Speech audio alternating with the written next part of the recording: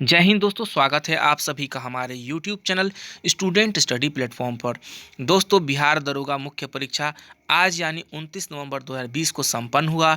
उसी परीक्षा का जो प्रथम पेपर हिंदी था दोस्तों, उसी से संबंधित कुछ महत्वपूर्ण सवाल जो आज एग्ज़ाम में पूछे गए थे, उन्हीं सवालों को मैं आपके सामने ये लेकर आया हूँ। और सबसे महत्वपूर्ण चीज़ दोस्तों कि ये जो सारे सवाल थे ये मैट्रिक स्तर के हिंदी व्याकरण के सवाल थे। ये कंप्लीट पैकेज था व्याकरण का।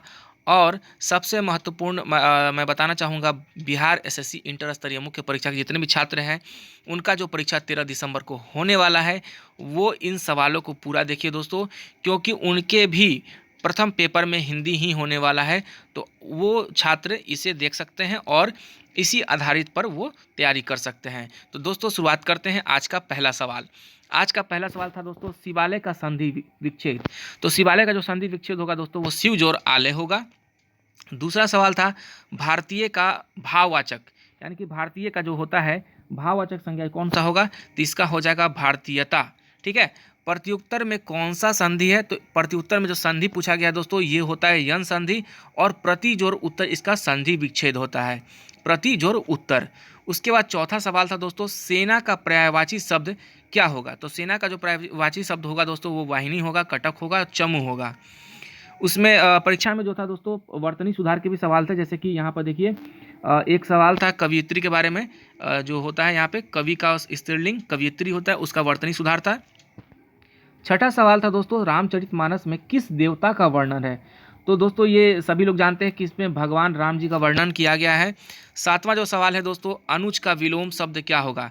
जैसा कि दोस्तों अनुज और छोटा होता है, उसका उनका जो बड़ा होता है उसे अग्रज कहते हैं। उसके बाद था दोस्तों मीठा का भाववाचक। तो दोस्तों संज्ञा का ये सवाल था भाववाचक संख्या, तो मीठा का भाववाचक हो जाएगा मिठास। उसके बाद 9वें सवाल पे बात करते हैं। 9वां सवाल था किसी भी बात को बढ़ा चढ़ा कर कहना क्या कहलाता है।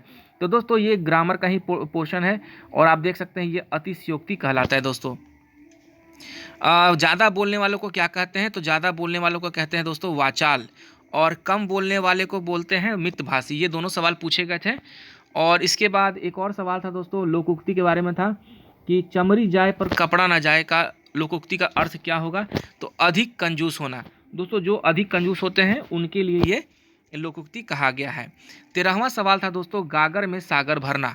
तो गागर में सागर भरने का अर्थ होता है दोस्तों कम समय में ज़्यादा बातें कह जाना।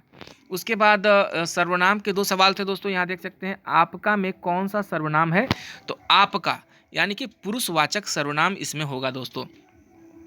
उसके बाद एक और सवाल था स्वतः। स्वतः में कौन सा सर्वनाम है, तो स्वतः में दोस्तों निजवाचक सर्वनाम है। इसके बाद आप देख सकते हैं 16वां सवाल लोकहितवादी का अर्थ क्या होता है।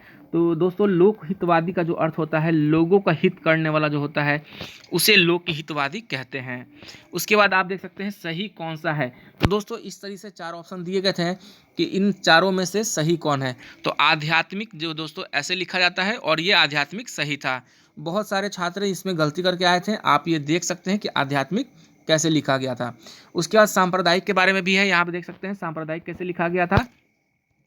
और सबसे महत्वपूर्ण सवाल कुछ वर्ड मीनिंग्स के बारे में भी पूछे गए थे, जैसे कि ओथ का हिंदी क्या होता है।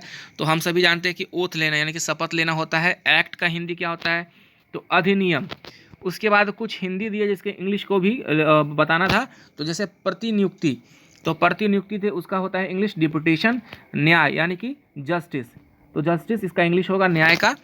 23वां सवाल दोस्तों एक राइटर के बारे में पूछा गया था कि पूस की रात जो के लेखक हैं उन्हें क्या कहा गया है, तो ये प्रेमचंद है। उसके बाद जो है दोस्तों तद्भव से एक सवाल था आपका कि आंसू का तद्भव क्या होगा। तो आंसू का तद्भव जो होगा दोस्तों वो होगा आंसू। कनक तत्सम है, यहाँ सवाल आप देख सकते हैं दोस्तों कि कनक एक वर्ड है जो तत्सम है, शब्द तत्सम है, तो इसका तद्भव क्या होगा। तो इसका जो तद्भव होगा दोस्तों ये सोना होगा। उसके बाद एक और सवाल था महत्वपूर्ण जो कि विलोम शब्द से पूछा गया था कि आग्रह का विलोम शब्द क्या होगा। तो आग्रह का विलोम शब्द दुराग्रह होता है। और एक सवाल समास से भी पूछा गया था, जिसमें पूछा गया था कि राधा कृष्ण में कौन सा समास है। दोस्तों जब भी 2 चीज़ एक साथ जुड़ जाएं वो द्वंद्व समास होता है। तो दोस्तों यही सारे सवाल आप सभी के पेपर में पूछे गए थे। तो दोस्तों जिन्होंने भी ये दरोगा मुख्य परीक्षा का पेपर दिया है, आप ये मिलान कर सकते हैं कि आपका कितना सही हुआ, कितना गलत हुआ। दोस्तों, आप सभी के पास और भी कुछ सवाल होंगे हिंदी के, तो आप हमारे कमेंट बॉक्स में ज़रूर दीजिएगा, ताकि जो भी परीक्षा देने वाले छात्र हैं बिहार एसएससी इंटर स्तरीय मुख्य परीक्षा के, उनके लिए ये बेनिफिशियल हो सके। दोस्तों, अगर आप इस चैनल पर नए हैं तो आप हमारे चैनल को सब्सक्राइब करें, साथ में बेल आइकन को ज़रूर दबाएं, ताकि हमारे जितने भी महत्वपूर्ण वीडियो हैं सबसे पहले आपको मिल सकें। आप सभी का बहुत बहुत धन्यवाद मित्रों।